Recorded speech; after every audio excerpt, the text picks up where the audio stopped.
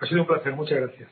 Unai Sordo es secretario general de Comisiones Obreras. Buenos días. Hola, buenos días. Hemos invitado al secretario de Comisiones Obreras a hablar con nosotros para hablar de los ERTE, pero no puedo dejar pasar la oportunidad de la actualidad y pedirle una valoración de esa sentencia, que es una sentencia no definitiva, por lo que vemos, sobre el caso Bankia.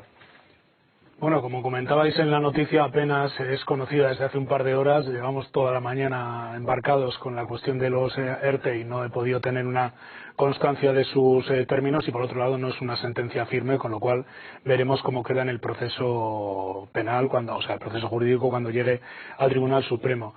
Es una sentencia aparentemente sorprendente que en la primera impresión supone un varapalo al papel de los supervisores en la salida a bolsa de Bankia, que va a tener unas consecuencias sobre el retorno o no a los inversores institucionales, porque cierra esa vía. Es verdad que los individuales han tenido ya una parte de la devolución de su dinero, pero a priori supone un varapalo a los supervisores financieros de nuestro país y europeos, pero no tengo más conocimiento en este momento porque sinceramente no me ha dado tiempo a lo largo de la mañana a contrastar con nuestro servicio jurídico nada que tenga que ver con esta sentencia. No me extraña, vivimos muy deprisa. Vamos a centrarnos en el mercado laboral.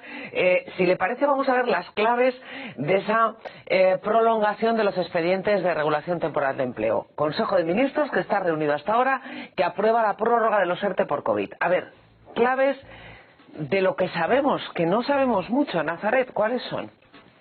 Bueno, sí, sabemos poquitas cosas, vamos a intentar explicarlas. Esta nueva prórroga de los ERTE, lo más importante es que va a permanecer activa hasta el 31 de enero y va a tener algunas singularidades. La primera de ellas es que finalmente pues sí va a haber más ayudas para la hostelería y el turismo, esos dos sectores muy castigados. Lo han acordado casi en el último minuto para ellos. Las exoneraciones podrían ser del 85% en las cotizaciones de los trabajadores, pues en el caso de las empresas que tengan menos de 50 empleados, y bajando incluso al 75% para aquellas que superen este número de empleados, un porcentaje, Ana, que incluso podría ser superior para aquellas empresas pues que se han visto obligadas a acogerse a un ERTE por motivo de un rebrote.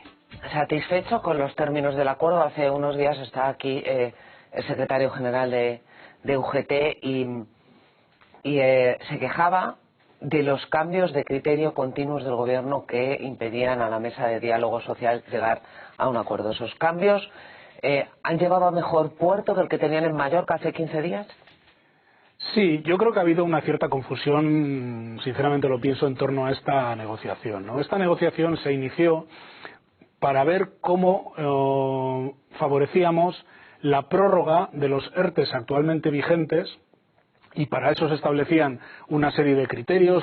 Las empresas y los sectores más directamente impactados por la situación de pandemia actual, pero también una fórmula asociada para que otros sectores que no tienen directamente que ver con la pandemia, pero sí tenían unos efectos secundarios parecidos, ¿no? Yo ponía el ejemplo siempre del supermercado de Ibiza, es decir, un supermercado que está en San Sebastián, aparentemente no tiene un impacto ahora mismo sobre la pandemia sobre él, pero si ese supermercado está en Ibiza y se cae toda la temporada turística, está en las mismas condiciones que una empresa de alquiler de coches de Ibiza, y por tanto había que ver cómo esos criterios se adecuaban a las diferentes situaciones, ¿no? Y en ningún caso se excluía a ningún tipo de sector. La negociación ha ido rolando en función de cómo vemos que evoluciona la pandemia. Es decir, cada vez se van a ir tomando más medidas de restricción, de aforos, de movilidad, y va a haber empresas que quizás ya habían salido de los ERTEs que van a volver a poner ERTE encima de la mesa. Y entonces, a través de la figura del ERTE de rebrote, que no deja de ser un ERTE de fuerza mayor, que ya negociamos en el mes de junio, lo que hemos hecho es adecuar esta figura para que dé cobertura a todos los sectores que en los próximos 4 meses puedan verse impactados por medidas de restricción de aforos, de restricción económica, de restricción de movilidad, con unas condiciones creo que muy ventajosas, no solo en el tema de las exoneraciones de la seguridad social, sino como sindicato donde más hemos puesto el énfasis en cubrir los derechos laborales de las personas trabajadoras, mejorando lo que ya habíamos conseguido en los últimos acuerdos. Es decir, que va a haber una flexibilidad en función de las circunstancias sanitarias para entrar, salir, volver a salir del ERTE, para que las empresas puedan sobrevivir y los trabajadores lógicamente tengan una cobertura. Claro, lo que hay que atender es a la causa que hace que una empresa tenga que entrar en un ERTE. Independientemente de si es un hotel, una lavandería o una tienda de ultramarinos. Claro, es decir, si un hotel tiene que estar cerrado, lógicamente la lavandería que trabaja para ese hotel indirectamente está cerrada. Claro.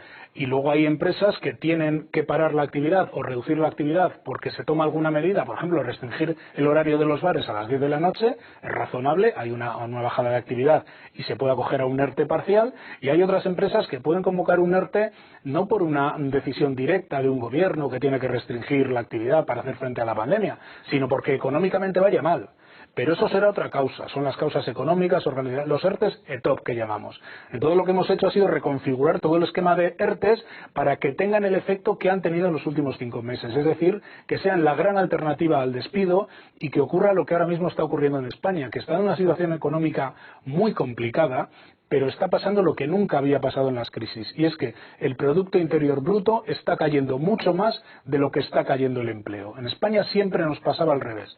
Había una bajada del 1 o el 2% del PIB y esto se traducía en cientos de miles, si no millones de despidos. Hemos invertido esta tendencia, es verdad que a cambio de una utilización de los ERTE que conlleva una importante deriva de recursos públicos. Esto sale caro, pero creo que es la mejor herramienta para, en un momento tan delicado, tan grave y con tantas incertidumbres como este, tratar de romper la inercia histórica desde los años 80 de la economía española, que es que destruye empleo de forma masiva en las crisis. Lo estamos conteniendo, es verdad que lógicamente todo va a depender de cómo evolucione la pandemia, porque los ERTEs no van a obrar un milagro, y si se sigue deteriorando la situación económica producto de la pandemia, pues va a tener consecuencias graves sobre el empleo, pero esta herramienta está funcionando.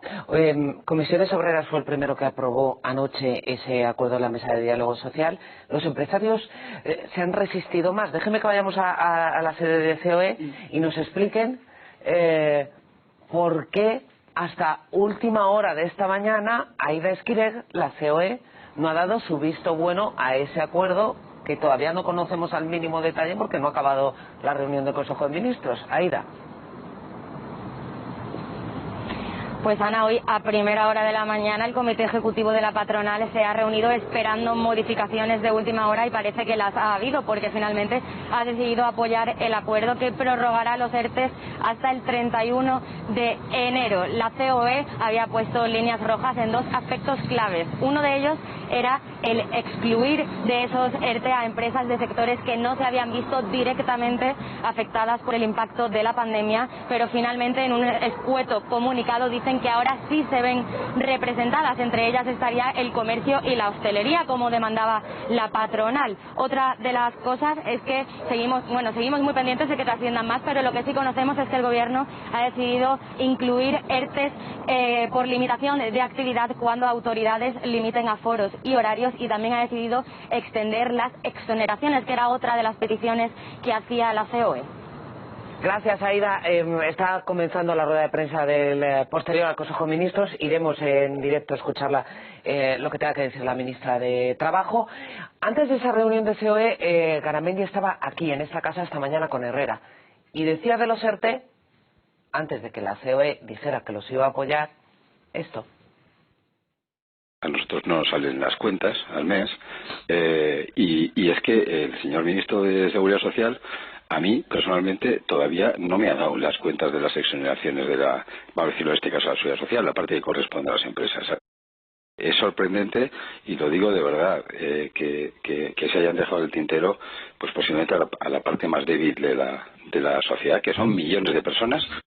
Ahora vamos con las exoneraciones a la Seguridad Social, la parte que está cubriendo de esas cotizaciones a la Seguridad Social el Gobierno. Pero porque dice el señor Garamendi, usted me está diciendo, es que de lo que se trata es de que las empresas se vayan adaptando a la situación de la pandemia y las personas estén cubiertas. Y el señor Garamendi nos está diciendo, se deja afuera a lo más débil de la sociedad. Pues no, es que no me cuadra nada. Eso se lo tendrán que preguntar al señor Garamendi. Toda nuestra intención en esta negociación ha sido readecuar esta figura de los ERTE a lo que intuimos que viene, que es otra vez una situación de muchas dificultades en sectores que seguramente no totalmente, pero sí van a restringir una parte de su actividad y por tanto adecuar el ERTE para que en esa situación sean alternativa al despido, y luego incluir a colectivos de trabajadores que tenían dificultades. Es decir, hemos mejorado la prestación de las personas que llevan más de 6 meses en el ERTE, que se quedó desde el año 2013 en un 50% de la base reguladora, lo hemos incrementado al 70%. Una cosa muy importante, hemos creado una prestación extraordinaria para los trabajadores fijos discontinuos, que son aquellos cuya actividad económica anual termina en el entorno del otoño y que este año, si las empresas cierran la actividad, los hoteles de Mallorca por decir algo, y cierran los ERTEs, estos trabajadores no van a enganchar con la prestación que habitualmente cobran de desempleo para llegar al próximo verano, al próximo otoño, a la próxima Semana Santa. Pues se crea una prestación adicional para que puedan transitar hacia la temporada que viene. Hemos mantenido los derechos de la gente que sin tener los meses cotizados para poder acceder al desempleo sí puede entrar ahora en los ERTES, y además hemos consolidado lo que llamamos la reposición de la prestación de desempleo. Es decir, que las personas que ahora están consumiendo su paro en el ERTE, cuando finalicen el ERTE, volverán a tener sus derechos de desempleo intactos. Y desde ese punto de vista, creo que desde una protección de las más débiles, el acuerdo venía ya bien hilvanado desde ayer, incluso desde algunos días antes, ¿no? Pero insisto, en ningún momento ha habido una exclusión de ningún sector, y desde luego Comisiones Obreras no hubiera permitido que de mano, desde el principio dijimos que no compartíamos que los ERTEs solo se aplicaran a algunos sectores. Decíamos, lo que hay que ver es cómo identificamos los sectores y las empresas donde realmente hay una causa de fuerza mayor para tratar eso adecuadamente, y donde hay una causa económica para tratar eso y hay adecuadamente. unos criterios objetivos para identificar a las distintas empresas independientemente del sector al que pertenezcan. En los ERTEs de rebrote, indiscutiblemente. Los ERTEs que a partir de ahora... Eso es lo que cambia con la regulación que hoy va a aprobar el Consejo de Ministros. Sí, cambia porque se mejora mucho el tratamiento a estas figuras y porque además prevé dos situaciones. La empresa que para totalmente su actividad, el ocio nocturno en verano, es decir, oye, no se puede, pues el ocio nocturno se cierra, y las que paran parcialmente su actividad, porque reducen un 40% su facturación. Entonces reducen una parte de la plantilla. Pues adecuamos el ERTE a esas dos situaciones, como hicimos en marzo, por otro lado. Y luego, en las prórrogas de los ERTEs que actualmente existen, pueden pasar a ser estos ERTEs de rebrote, o pueden ser ERTEs que, en función de las actividades, mantengan las condiciones que tenían hasta ahora, ¿no? Yo creo que es un buen acuerdo. En mi opinión, es seguramente el mejor acuerdo de los que hemos hecho en los ERTEs, porque era el más complejo, porque la situación cada vez es más compleja. Y ahora yo le pregunto, ¿y aquellos que no cobran los ERTEs? Porque es que hay personas que a estas alturas todavía no han cobrado nada. A nosotros lo que nos garantiza el Ministerio es que todas y cada una de los expedientes que han entrado en el SEPE han cobrado el ERTE. Aquí yo creo que hay varias situaciones. Allí donde hay algún déficit, algún defecto en la tramitación de los ERTE, si estas personas, por defectos en la tramitación de la empresa, porque no entran en el sistema del SEPE, por lo que sea, si eso ocurre, es una situación intolerable. Yo voy por elevación, ingreso mínimo vital.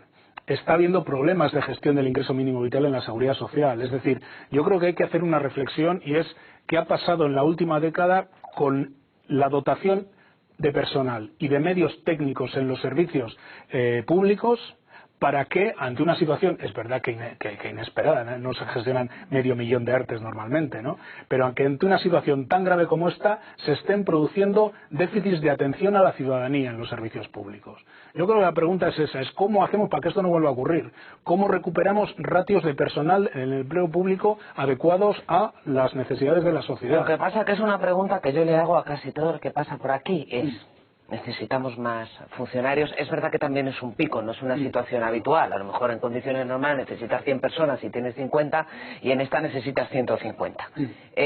Necesitamos más sanitarios, necesitamos más enfermeros, necesitamos más profesores.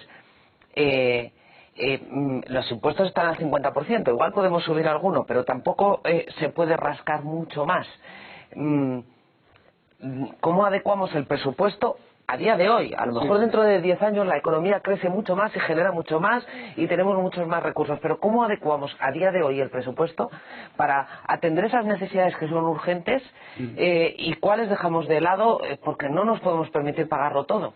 Yo creo que hay dos tiempos. Uno es un tiempo de emergencia y un tiempo de estrategia como país, ¿no? El tiempo de emergencia yo creo que tiene que ver con tratar de dar cobertura a lo que ahora está pasando y a preparar los próximos presupuestos generales del Estado, que tienen que reforzar muchas de estas cuestiones. Yo creo que parte de la condicionalidad de Europa nos viene bien en este momento, porque una de las exigencias del semestre europeo para España es reforzar, por ejemplo, nuestros sistemas sanitarios, ¿no? Yo hablo, por supuesto, de personal en los servicios públicos, pero hablo también de un salto en la digitalización de los servicios públicos y en la inversión tecnológica en los servicios públicos, ¿no? Y luego, más a medio y largo plazo, yo creo que España, en efecto, tiene que reconfigurar su modelo fiscal. Yo creo que España en el siglo XXI no puede continuar con 6,7 puntos menos de PIB en materia de recaudación fiscal, que suponen unos 75.400 millones. ¿Y eso qué significa? De ¿Subir los impuestos o aumentar las bases? Porque ahora mismo los impuestos gravan principalmente el trabajo. El IRPF son las rentas de trabajo. Significa, en mi opinión, incrementar los niveles, lo que algunos llaman de presión fiscal, de corresponsabilidad fiscal, empezando por la lucha contra el fraude, evidentemente, en esto vamos a estar todos de acuerdo, siguiendo por reducir las fórmulas de elusión fiscal que existen en España, que son muchísimas, es decir, es una forma de pagar impuestos, de no pagar impuestos dentro de la ley, y luego, evidentemente, en nuestra opinión, habría que tocar los impuestos, sobre todo de las rentas que no provienen del trabajo, que, como bien dice, seguramente son las que más pagan proporcionalmente, ¿no? Yo creo que este es un debate que hay que abrirlo en España, y a mí me parece que es absolutamente necesario.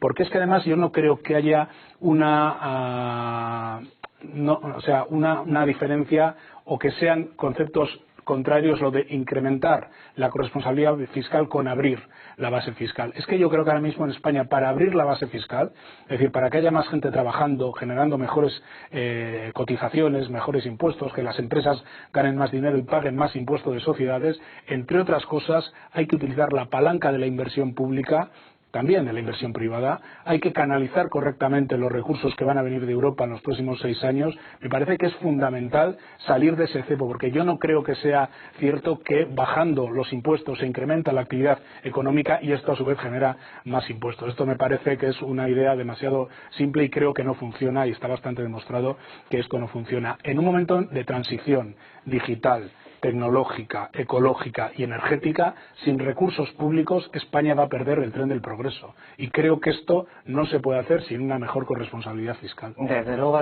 el dinero de Bruselas es una oportunidad para cambiar el modelo, sin ninguna duda. Es el momento de aprovecharlo, sí. Un dato más, Rosalía, ¿cuántas personas están ahora mismo en un ERTE? Pues, Ana, de esa situación de los ERTE traducida a cifras, quedaría de la siguiente manera. Desde el día 11 de marzo al 30 de abril, 3,4 millones de trabajadores sufrieron un ERTE. Con la reapertura progresiva a partir del mes de mayo, con la desescalada de esos casi 3,5 millones de personas, regresaron a su puesto de trabajo 2,5 millones. Por lo tanto, a fecha de finales de agosto, la cifra quedaba así: 810.000 personas permanecían todavía en situación de ERTE. Con el fin de la temporada alta, llamarlo de alguna manera. Estamos ya en 700 y poco mil trabajadores, 600 y algo mil por fuerza mayor, 100 y pico mil por causas económicas.